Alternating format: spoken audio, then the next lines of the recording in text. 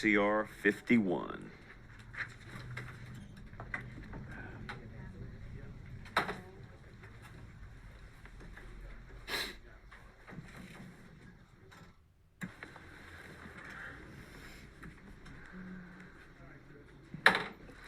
Representative Wright, you may proceed on HCR 51.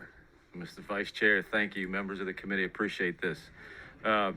Today, I come to you with a resolution that calls for a convention to amend the U.S. Constitution to establish a limitation on term limits of Congress.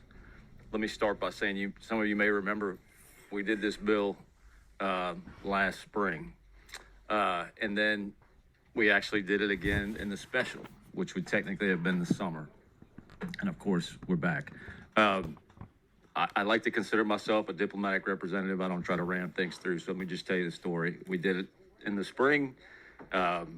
It went down by one vote in the Senate the last day of the session. As you remember, we immediately had a special after that.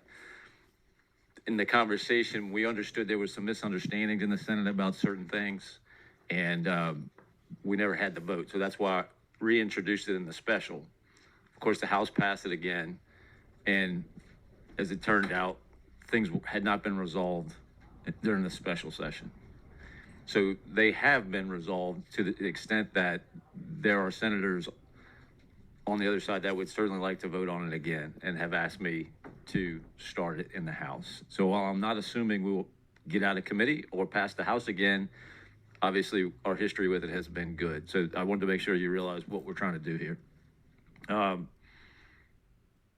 I would just start by telling you that I've just always felt term limits were a strong answer for government.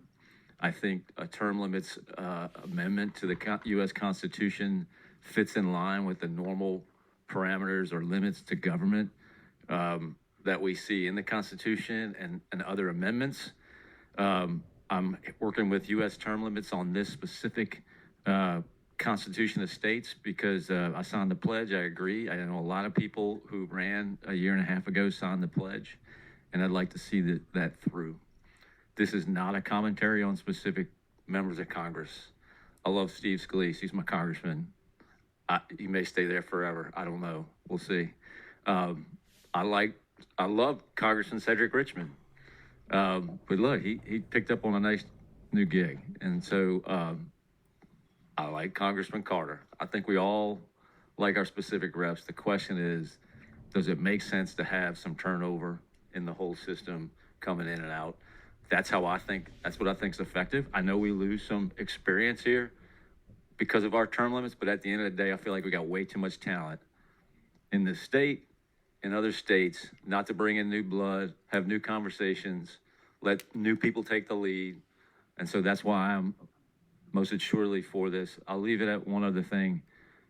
The history of Convention of States, I learned something in prepping for this last time. My understanding is when we took up the amendment to the Constitution, federal amendment to the Constitution about direct election of senators, there were a large number of Convention of States resolutions passed in the states.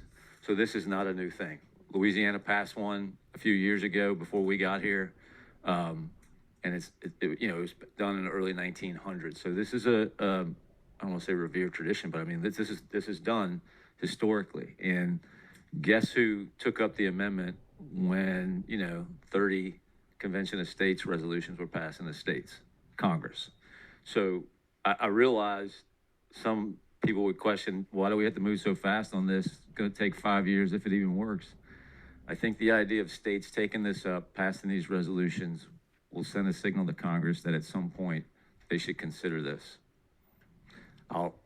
Mr. Chair, Thank you, Representative Wright. We have a question from Representative Desatel. Thank you, Mr. Chair. Thank you, Representative Wright, for bringing this bill back, or this resolution back. I personally appreciate it. I've followed a lot of the controversy, and I'm glad that the term limit situation, or people have rectified that that misunderstanding, and we're all square now. So I really appreciate you bringing it back. And I know you had a full plate and you have a lot of things going on, and it takes time doing this. So I just want to say thank you. Thank you, sir. Appreciate it. Thank you, Representative Desatel. Representative Ivy. Thank you, Mr. Vice Chair. Thank you, Mr. Wright, or Representative Wright, for bringing this. I'm not going to belabor this point. If anybody doesn't want to just move this thing out of here, I'm happy to give the oral history of how many times this has been brought before and all the details.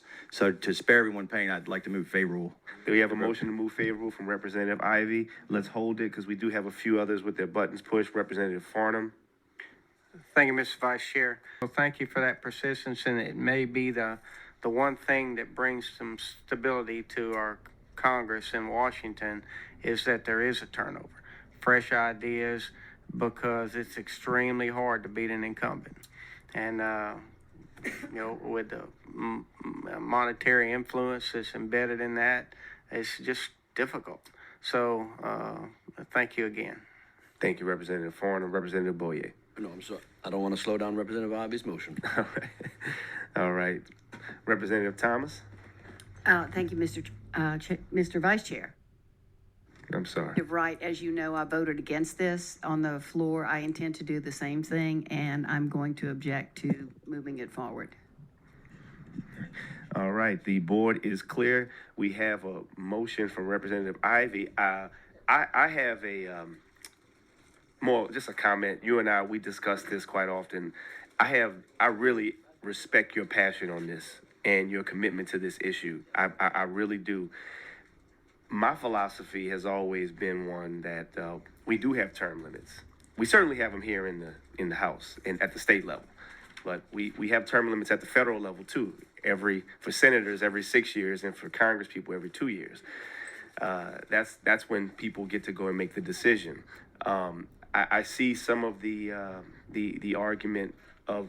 I definitely see how people being in office too long can have its issues, but I also see some of the good, the institutional knowledge, the relationships, the lack of dependency on some of the other outside special interests because you know your way around a little more. So I see some of the value there. So I'm not. I don't know that I'm the hugest fan of term limits because I believe that's what the ballot box is for, but I do respect your passion on this issue, and I hope we can continue the dialogue on it. Representative Ivy, did you have another question? I was going to say I was going to go ahead and start down that trail of tears for long debate on this. I'm just kidding. But no, I personally don't like term limits.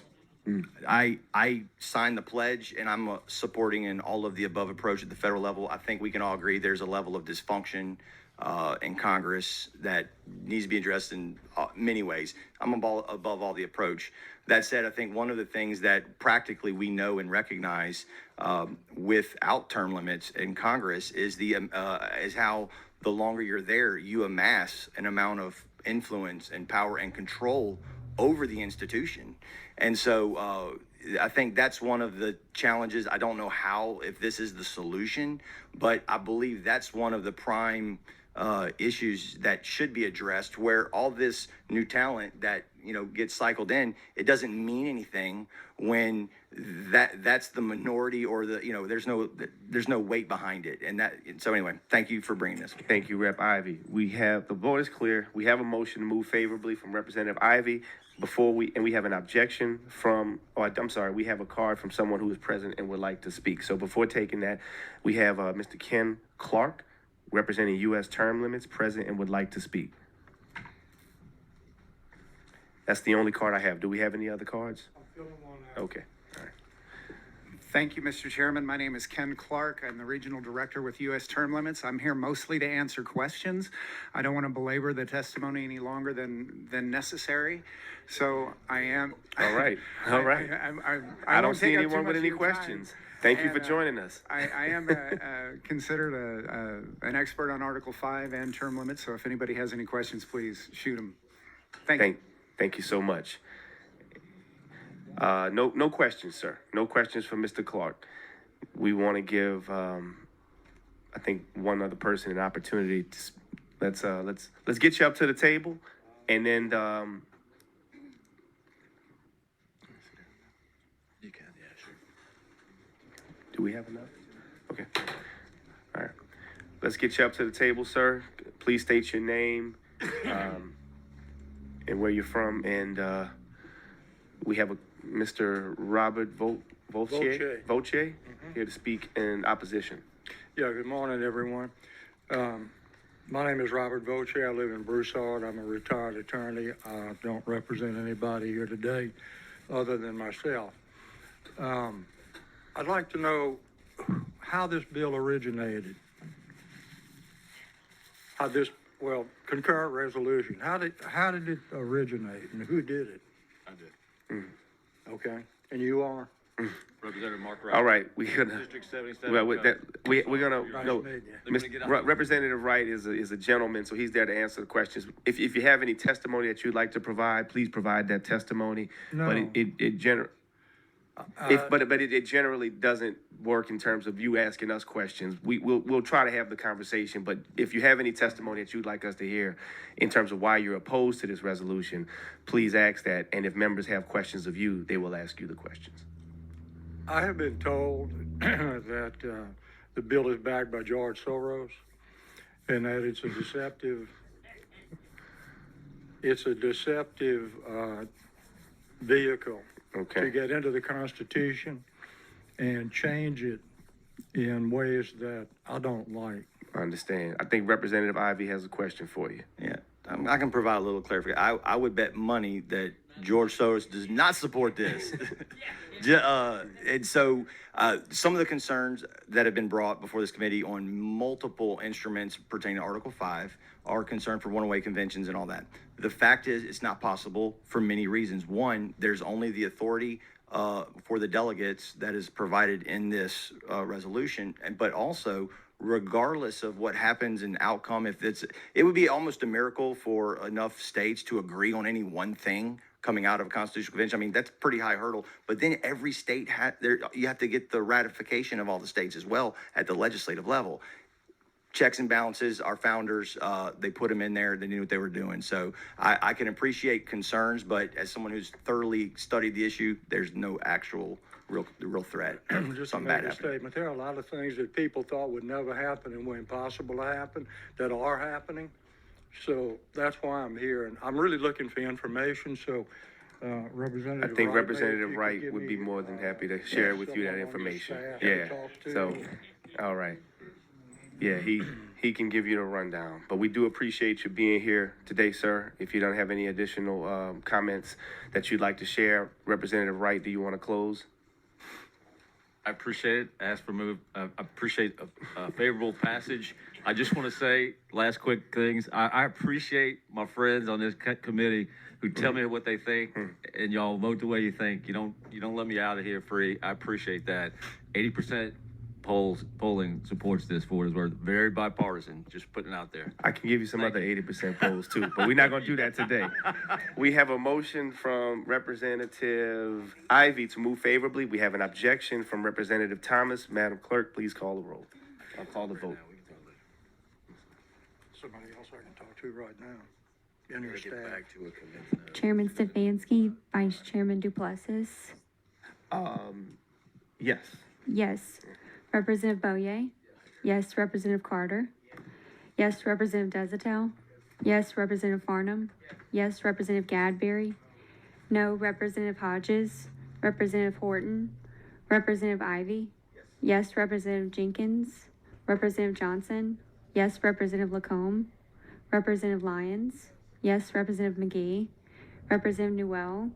Representative Thomas. No. Representative White. 8 yeas, 2 nays. 8 yeas, 2 nays, and the resolution passes. Favorable. Chair, Thank you all. Do we have a motion?